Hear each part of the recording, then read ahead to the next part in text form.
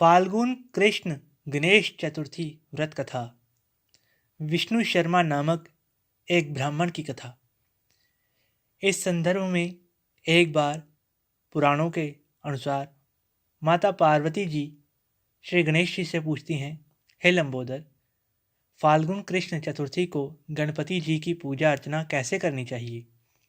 इस माह में गणेश जी का पूजन किस नाम से होता है और आहार में क्या लेना चाहिए? तब श्री गणेश जी ने कहा, हे माते, फाल्गुन चतुर्थी को हेरंब नाम से गणेश जी की पूजा करनी चाहिए। पूजा का विधान पहले कही गई विधि अनुसार है। इस दिवस खीर में कनेर का पुष्प मिलाकर गुला बांस की लकड़ी से हवन करना चाहिए। विद्वानों के मत अनुसार भोजन में घृत और चीनी लें। इस बारे में पहले समय की एक कथा मैं आपको सुनाता हूँ। जैसा कि युधिष्ठिर जी के प्रश्न के उत्तर में श्री कृष्ण जी ने कहा था। श्री कृष्ण जी ने कहा कि पुराने अर्थात पुरातन समय में युवनाशव नाम के एक राजा हुए थे। वे बहुत उदार, धर्मात्मा और देवताओं एवं ब्राह्मणों की पूजा करने वाले थे। उसके राज्य में विष्णु शर्मा नाम के एक विद्वान ब्राह्मण भी रहते थे। वे वेदों के ज्ञाता तथा धर्मशास्त्र का अनुसरण करने वाले थे। उनके 7 पुत्र हुए थे। वे सब धनी थे, परंतु आपसी वेमन संहिता की वजह से वे सब अलग रहने लगे। उनके पिता हर एक पुत्र के घर क्रमशः एक एक दिवस भोजन करते थे। धीरे धीरे वह वृद्ध होकर दुर्बल हो गए। वह अपनी पुत्र वधुओं द्वारा अपमानित होकर रोते रहते थे। एक बार विष्णु शर्मा गणेश चतुर्थी का व्रत रखकर अपनी बड़ी पुत्रवधू के घर पहुँचे। उन्होंने कहा, हे बहुरानी, आज मैंने श्री गणेश जी का व्रत किया है। तुम पूजन का सामान इकट्ठा कर दो। गणेश जी प्रसन्न होकर बहुत धन देंगे। यह सुनकर बहु कठोर वाणी में बोली, हे ससुर जी, मुझे घर के कार्यों से ही अवकाश नहीं मिलता। मेरे पास बेकार के कार्यों में पड़ने का समय नहीं है। आप सदैव ही कुछ ना कुछ कार्य बताते रहते हो। आज गणेश जी का व्रत करने को कह दिया। मैं गणेश व्रत को नहीं जानती और ना ही तुम्हारे गणेश जी को। आप यहाँ से चले जाइए। बहू की डांट फटकार सुनकर वह शहों बहुओं के घर क्रमशः गया, परंतु सभी ने डांट फटकार कर उसे भगा दिया। सभी स्थानों से अनादर पाकर वह दुर्बल शरीर ब्राह्मण बहुत ही दुखी हुआ। अंत में वह छोटी बहू के घर जा बैठा। छोटी बहू बहुत निर्धन थी। वह संकुचाता हुआ बोला कि अरे बहुरानी, अब मैं कहाँ जाऊँ? सब बहुओं ने मुझे झिड़क दिया। तेरे पास तो व्रत के सामान को इकट्ठा करने का कोई साधन भी नहीं दिख रहा है। मैं स्वयं भी बहुत वृद्ध हो चुका हूँ। हे कल्याणी बहू, मैं बार बार विचारता हूँ कि किस व्रत को करने से सिद्धि मिलेगी और सभी दुखों का नाश हो जाएगा।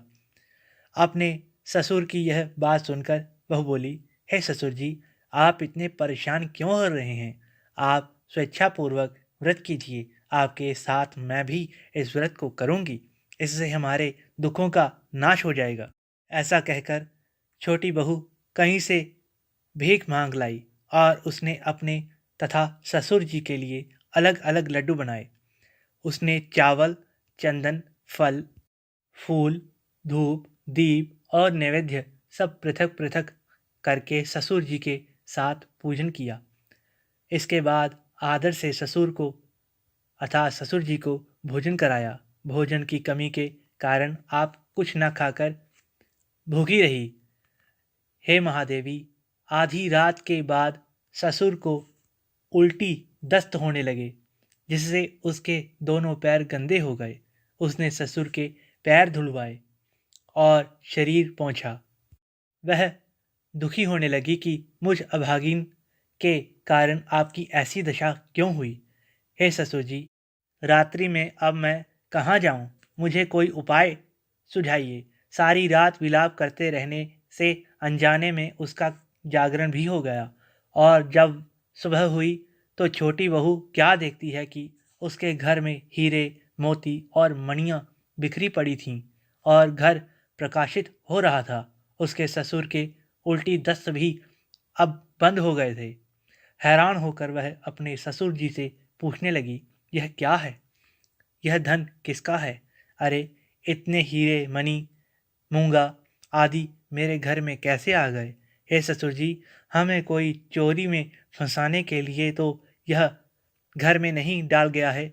बहू की बात सुनकर ससुर ने कहा, हे कल्याणी, यह सब तुम्हारी श्रद्धा भक्ति का फल है। तुम्हारी भक्ति से श्री गणेश जी प्रसन्न हो गए हैं और उन्होंने इस व्रत के करने से ही तुम्हें इतना धन दिया है।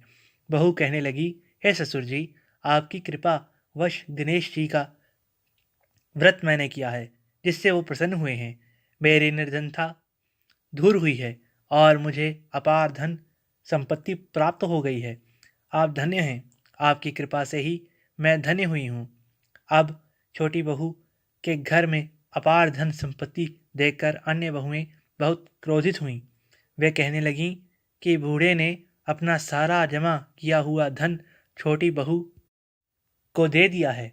भाइयों की आपसी कलह को देखकर विष्णु शर्मा भाईवश कहने लगे कि इसमें मेरी कोई गलती नहीं है। छोटी बहू को केवल इस व्रत के करने से ही श्री गणेश जी ने प्रसन्न होकर यह कुबेर जैसी संपत्ति प्रदान की है।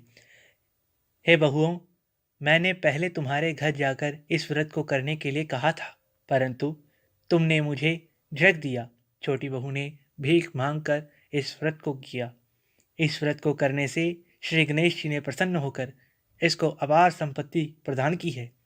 श्री गणेश जी कहते हैं, हे माता, उस ब्राह्मण के छहों बेटे गरीब, रोगी और दुखी हो गए। केवल छोटा बेटा ही धनवान बन गया।